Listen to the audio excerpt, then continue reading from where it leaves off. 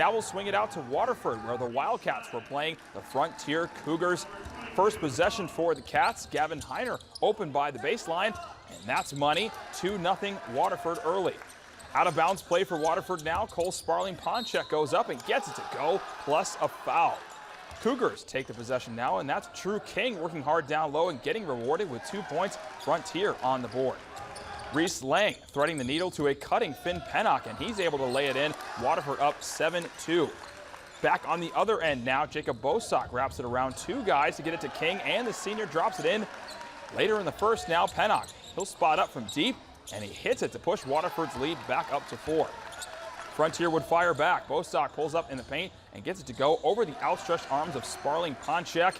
And Waterford would lead at 16-12 at the end of the first, but Frontier comes back to steal this one from Waterford, 49-47.